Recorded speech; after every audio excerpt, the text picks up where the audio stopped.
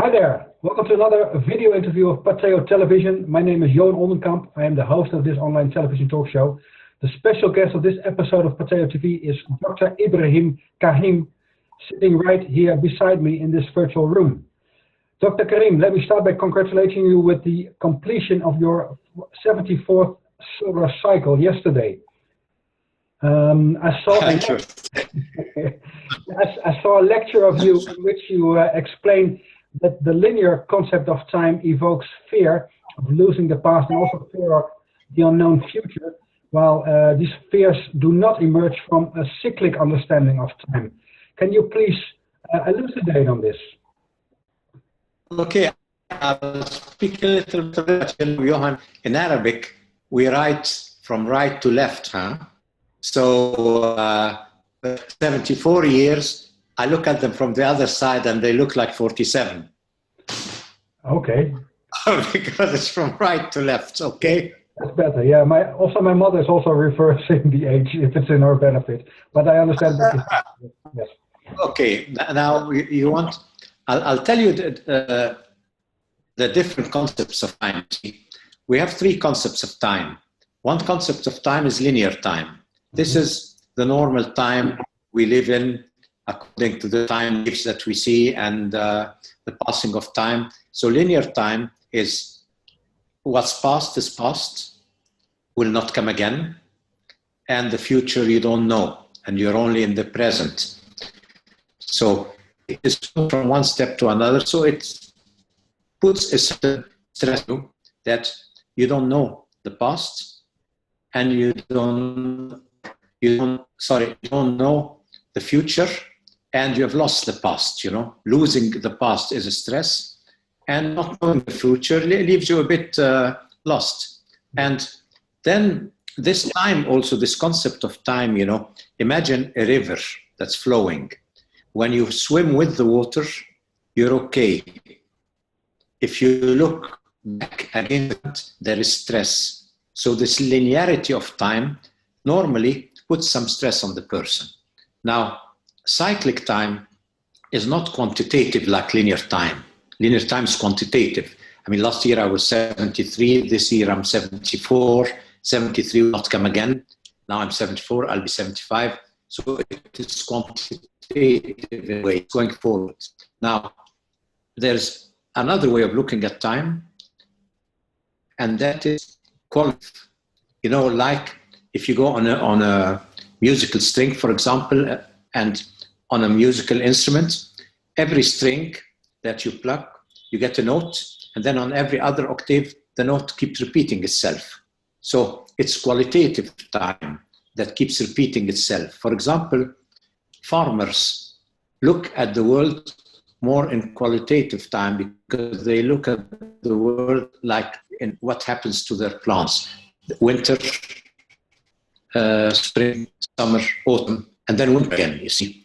So for them, nothing is lost, just the wisdom of cycles. And with the wisdom of cycles, winter is always there, it's coming there, summer's coming again, nothing is gone, you see. It's just different qualities. So moving through qualities, you have qualitative time. And qualitative time gives you a certain wisdom and a certain eternal presence. Yeah, beautiful. Because winter rules back. So it gives you a certain wisdom that the farmers, that the people who work with nature have. They don't count the years, they look at the different qualities of the seasons. So this is what we call cyclic time. Now there's another time, and it is called stack time. Stack time, imagine that all the pictures in your life are put in a book. Mm-hmm. So from the day you're born to the day everything is in a book.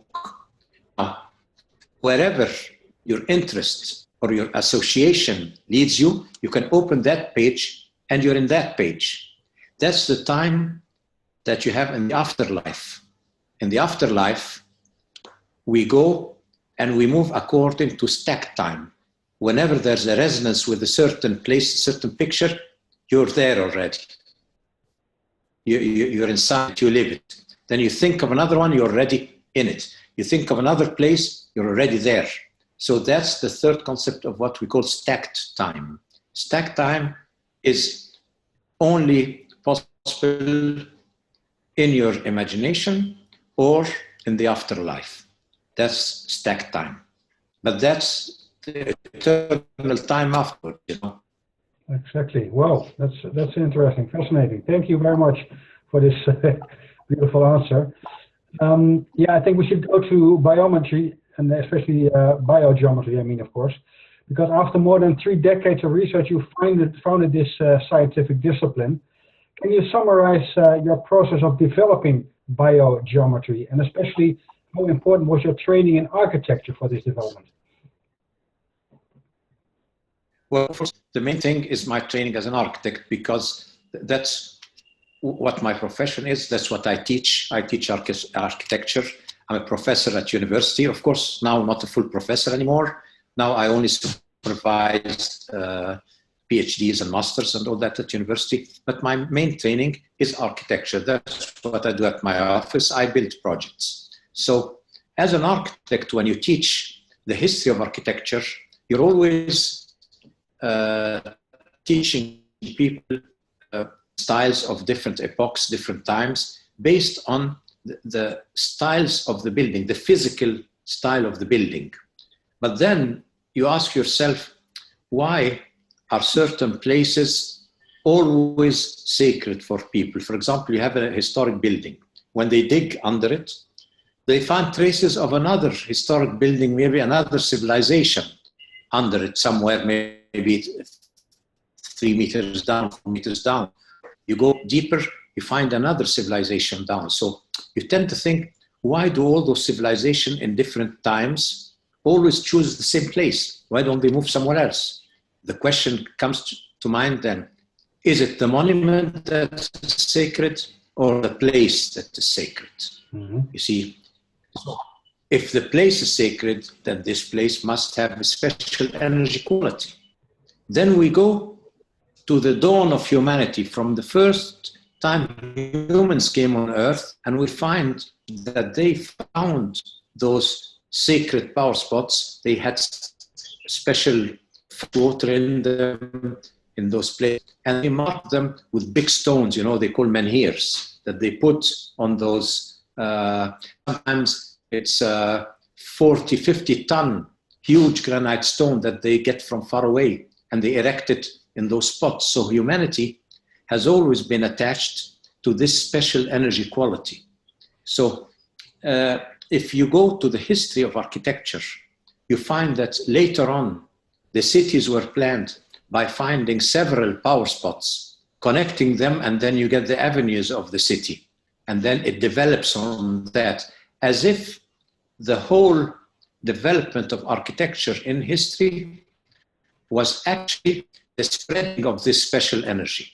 It's the spreading it into every activity of life.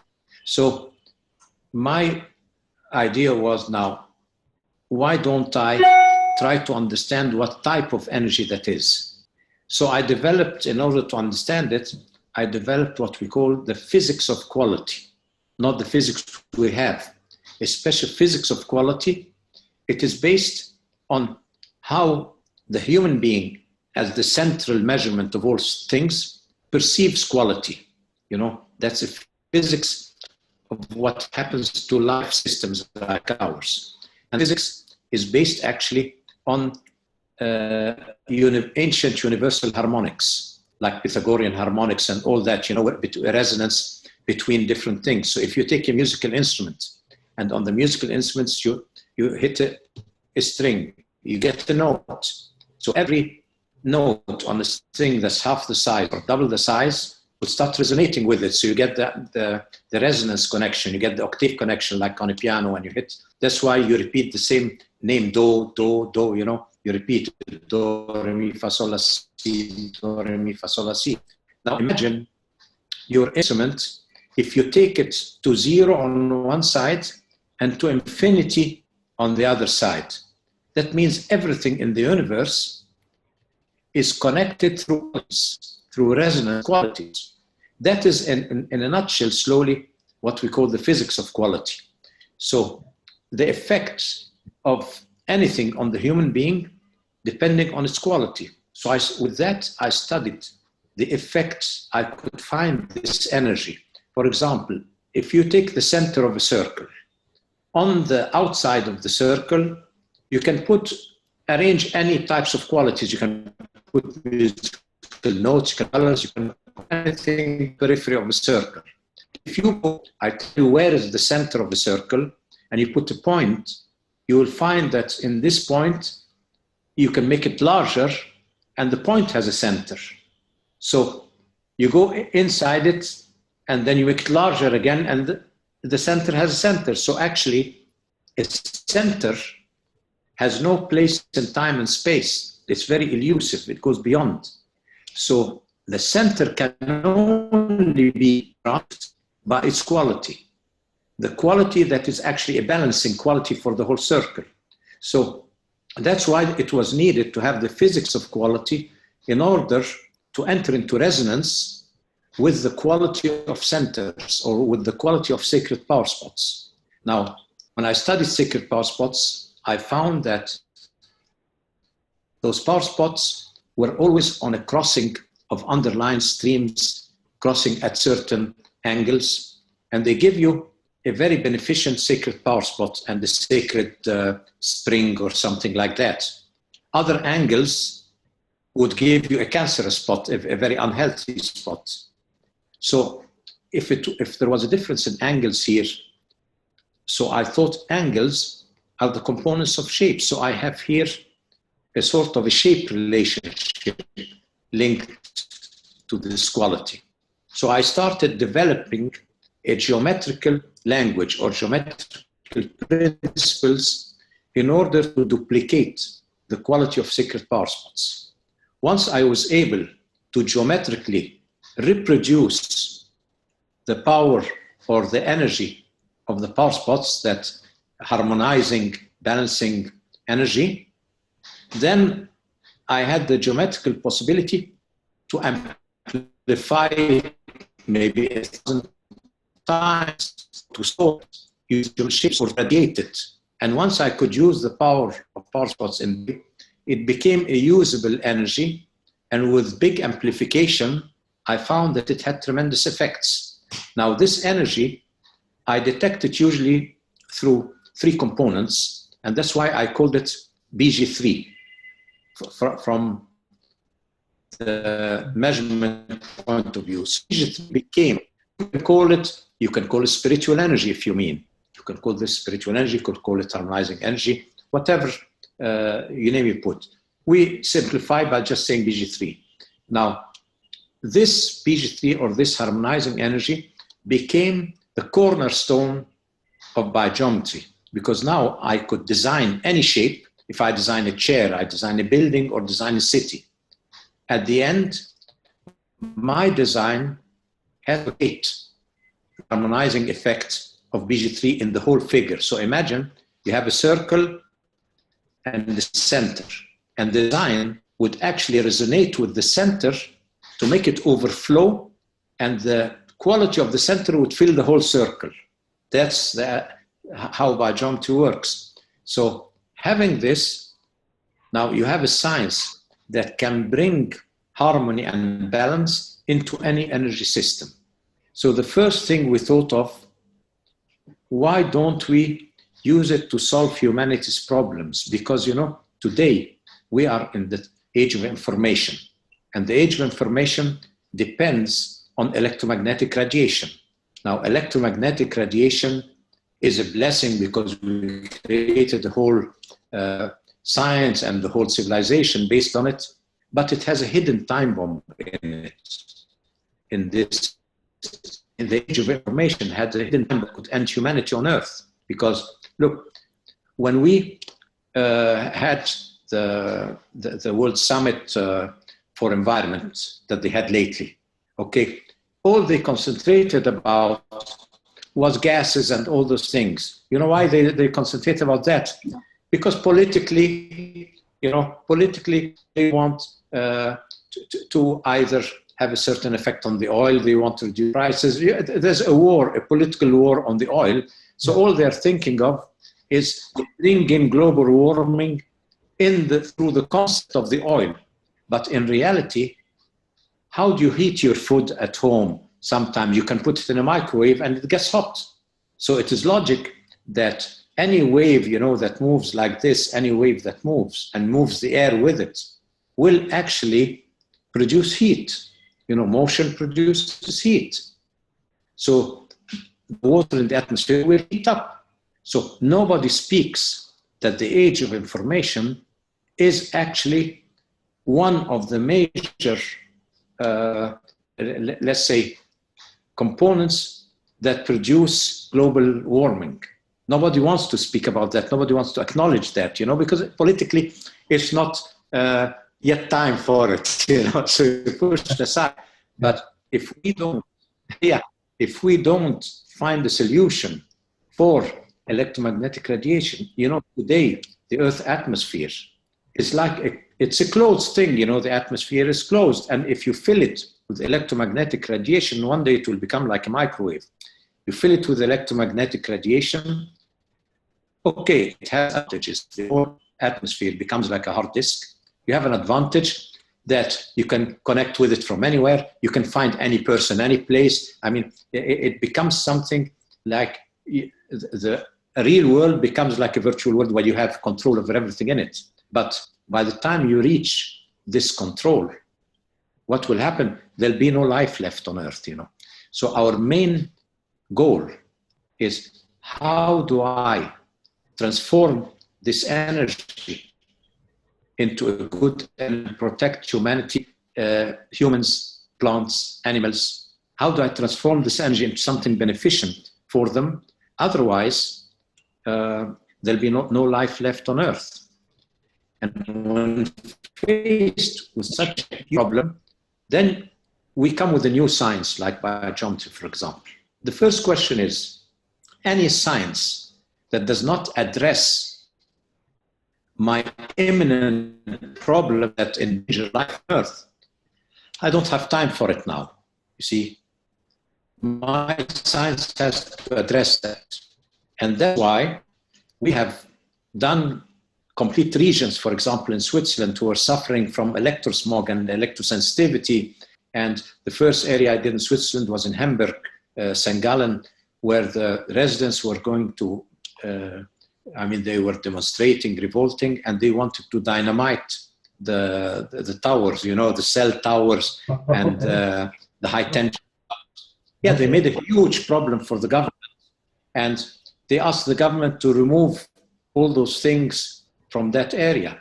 But you cannot take whole regions off the grid because the people here suffer. Next will come another town and another town. So that's when they asked me to go and do something there. So I said, okay, the main problem was, how can you take the harmful effect away if you don't take away the source of harm? The people thought that logically it doesn't work, but that's where biogeometry comes in with this harmonizing energy. So I went there. Within a week, I had installed some of simple biogeometrical shapes pointing at the antennas. I installed them there with help, of course, of the government and Swisscom, mobile provider. I installed those things. Within a week, the migrating birds came back. 60% of the health problems of the people were gone. And everything was assessed by a doctor from the parliament. And then wild animals came back to the forests. Most of the problems started, went into reduction. And so the people were so amazed. They called that in the media, it made a huge splash in the media, and they called it the miracle of Hamburg. And I did other towns after that. I did after that Hirschberg area. It's a whole valley in Appenzell. After Hirschberg area, I was offered the contract to make all of Switzerland. But I didn't continue with that contract of all of Switzerland because at that time it entered into too much politics. And so I just slowly moved out. But that is from the beginning up to what we do today with biogeometry. We use it, for example, to in Canada, we do chicken farming and without antibiotics, just using biogeometrical solutions, or cows, milking cows, and things like that. So we have applications. We apply it in electric cars because, you know, an electric car has the same foul concept that we try to feed the people. We want to take gases out of the cars. We want to take the oil out of the cars. But at the same time, we don't want to tell the people that an electric car, while it's not putting gases in the environment, it is actually killing the person inside it, because you're sitting on a stack of batteries and you have so much electromagnetic radiation in the car. So we work a lot on cars. We work a lot on airplanes. We did several airplanes for several governments and ships and things like that. So that is where BioGeometry, where it started and where it is today. Great. Yeah, that's a beautiful story. And I very much appreciate the really practical applications, because as you said, they are very urgent at this moment. We don't have much time, so I have a few quick questions for you. And the audio quality is not too good from my side, but I hope the recording is okay. Yeah, because people can find much more information on your website. Of course, I will of course put the link there. So BioGeometry is too big to just explain in 10 or 20 minutes. We have biogeometry.com and my book, Back to a Future for Mankind, on Amazon. Exactly, yeah. I'll put those links there, because this is just for people to get to know your work, and but it's not, of course, not complete, able to explain everything. Let's move on to Mr. Masaru Emoto, because I think you did an experiment with him. Can you? Oh, yes, he was a very good friend who passed away last year. Yeah, that's 2014 actually. Yes. Yeah, but what kind of experiment did he do? Can you explain it in a very short way? Yes, well, I'll tell you. Masaru's experiment was that he showed that your intentions can actually affect water. And that's a very, very, very good thing, showing that your intentions can affect water. And so he would get the frozen crystals and show the quality of crystals coming out of waters that has been subjected to good intentions. Now, my work with Masaru started that I put a geometry shape, a biogeometry shape, in the room or in the lab, anywhere in the lab. And then the tap water he takes, which previously didn't give any crystals, all of a sudden, any water he takes, anything in the lab he takes, freezes, gives very, very beautiful crystals. So we tried working together on that. And so he would show what biogeometry has effect on water. And we did, he came to Egypt, and here we did several television interviews together. We did lectures together. Okay. And he had one page on biogeometry on his website. But we went a step further. I started developing with his European lab, because he has a lab in Europe that was in Liechtenstein, and now it's in Austria. Okay. So I started developing with them, with Erasmus Berghausen, the director of the lab, and George Gaup.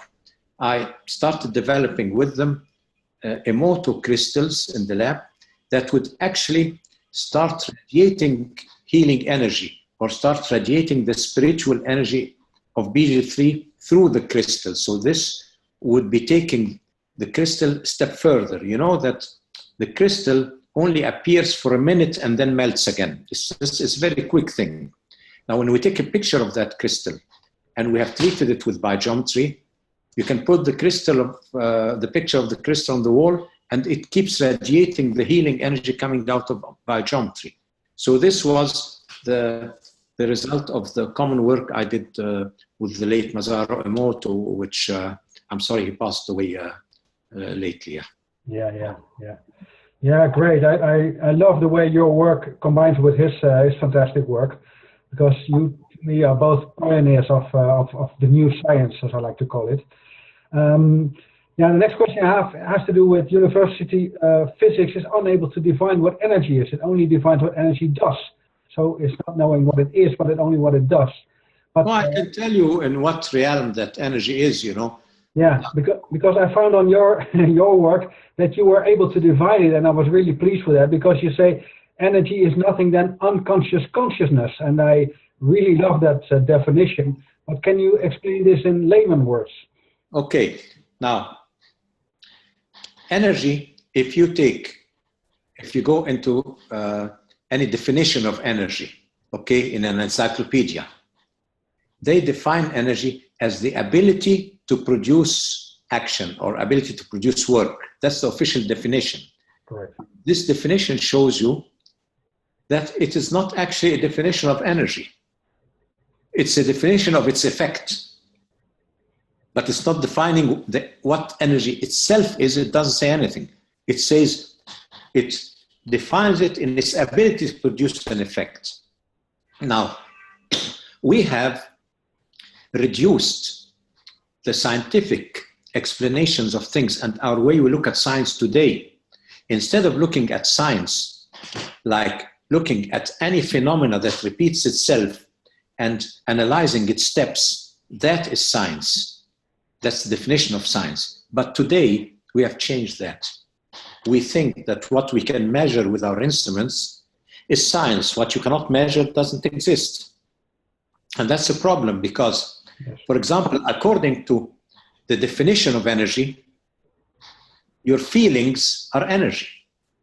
You see, your thoughts are energy because your thoughts have an effect on you and on others. Your feelings have an effect on you and on others. So how come we do not regard or even use those energies? Imagine a world, a future world in the future, where the actual values of humanity that you have in your thinking and your emotion, that those values can actually be a form of energy that fuels a civilization. But then you tell me, but this is very, very strange. But I tell you, look, when you feel the energy of feeling, because we know when we feel there is energy there, but we cannot measure it because it's not electromagnetic. Even the most sensitive electromagnetic devices cannot find the energy of your emotion and your mentality. You know why?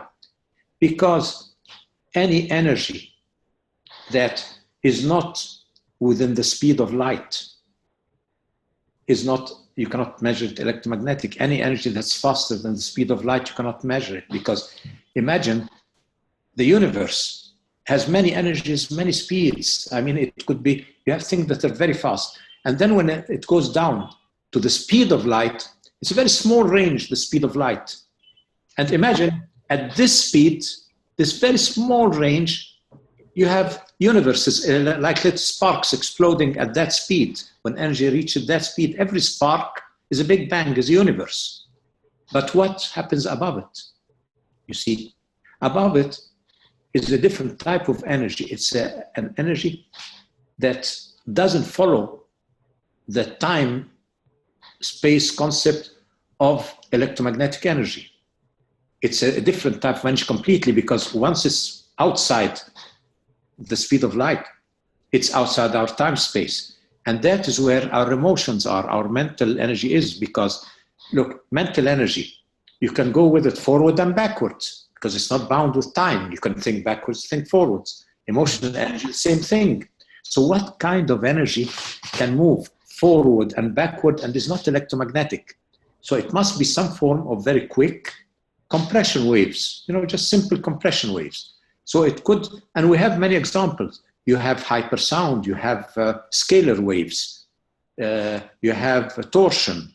I mean, there are many types of compression waves that move beyond the electromagnetic range. Of course, these types spoken about are not necessarily approved by mainstream physics, but there are many futuristic scientists today that speak about torsion or scalar waves and things like that. Now, this type of wave that is non-electromagnetic and is faster than the speed of light and is not bound by our time and space concept, this is where you will find the energy of thought, of emotions, of even spiritual energy. But then the question you can be, how can you connect with it? How can you use it and connect with it in biogeometry? Actually, very simple. Remember the explanation I gave you, like in a musical string that goes from 0 to infinity through resonance. Yeah, okay.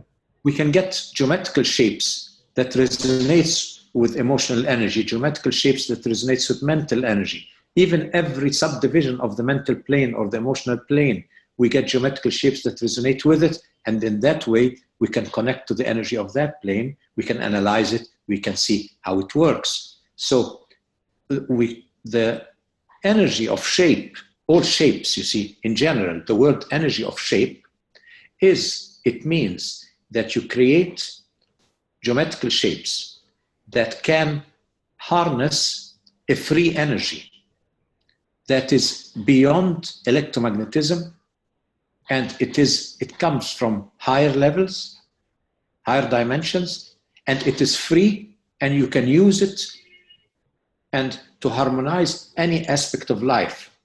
So once I've said that, I'll explain to you something that's very simple. How can you have an electrical source, let's say a Wi-Fi or something like this, like in Hamburg had electrical sources, and you're standing there and you can diagnose the body and there's a certain stress. But then how come you put a geometrical shape in the room and all of a sudden there is no stress? And this is very simple to explain. When you feel the stress, that means you got a disturbance on the emotional energy level. When you become aware of the stress, you got a disturbance on the mental level. Now, if you have a geometrical shape that can harmonize the emotional level and the mental level without touching the physical level at all, then you will not feel the harm and you will not be aware of it. It will physically exist, but your body will not react to it at all. And that has been actually an asset when I worked on airplanes. Because when I worked on airplanes, the staff, they were worried that the shapes we use or the energy we use might affect the instruments on the plane. So they kept doing all kinds of tests on the instruments of the plane to make sure that we are working on a different level. And I explained it to them, I'm not working on that level, so I will not affect the instruments. But we had to, with the first plane I ever did, it was a Boeing 747. They told me, okay, come with us and we're going to test together. After we did the BioGeometry solution, they went up to maximum height, at full speed to maximum height. We reached it, they dipped down and dived down. Then we nearly touched the ground again, and then they went up again. Imagine they did that 8 times. Wow. You know, I was telling them, well, you don't have to, why should you have me with you if you want to do that? And he said, you come and taste your stuff and see how it works. Until we were sure that biogeometry has no physical effect on things. So if you have radiation from your Wi-Fi, and I make a solution in your home, and now an electrosensitive person feels he's cured. He has no effects of electricity and no stress from it. But if you take any electric device and you measure the source hasn't changed. It is still there, exactly as it is, the physical one. And this is what many people find difficulty to understand. How can a person change the effects on us because they're emotional, mental, like a psychosomatic effect? How can we change that effect without taking away the cause, and the person still feels all right? And that is the only solution to save humanity from the age of information, from the electromagnetic radiation, because you will never be able to take it away. It is going to amplify 100 times and thousands of times with the years, because we're inventing new things every day. And the only way is to make humanity foolproof by harmonizing its emotional and mental levels. So that is the world of biogeometry. You know, the nice thing about biogeometry is you can apply it to anything. There's nothing on which you cannot apply biogeometry. I can engrave a small shape on the earphones you're wearing, and automatically I'll produce harmonizing effect on your head and on your ears. So there is no field in life where you cannot use it. And the nice thing about a new science like this, when somebody comes and asks me, can you explain to us biogeometry? I tell them, no, first, tell me your problem. If you have a problem that you can solve with mainstream science, you don't need me. But if your problem is unsolvable, then please tell me your problem and give me a chance to solve it. Now, if I solve it, then you have a reason to ask me how biogeometry works. If I don't solve it, you have no reason to ask me at all. No. If I solve it. So the good thing about biogeometry, that from the beginning of developing of this science, we had the opportunity to give proofs in every step. You know, from the first day, biogeometry was not just while I was developing the theories and research, at the same time, we were providing solutions and developing them. Yeah. And that is the solid aspect of biogeometry. Really, really powerful presentation. Thank you so much for sharing this. You know, unfortunately, the time's up. I only have a small amount of time to make this recording. Okay, ask your questions and. Yeah, maybe we can. Yeah, the time is up at the moment. Maybe we can have another day and talk, because I created the scientific paradigm for the new science, which perfectly aligns with everything you just said. So I think we have a lot of things to share, and I'm fully on the same page with everything you said so far. So I'm really happy that you were my guest. I'm really happy that I got to know you via, because I think you do an extraordinary job here, and it's very important for mankind. So I want to thank you for this interview, and hope we can stay in touch. Well, thank you, Johan. And you have my email address, and now we know how to connect on Skype or Zoom and all those things. So let's stay in connection. Okay. Thank you very much, and viewers, hope you tune in. Bye. Bye-bye.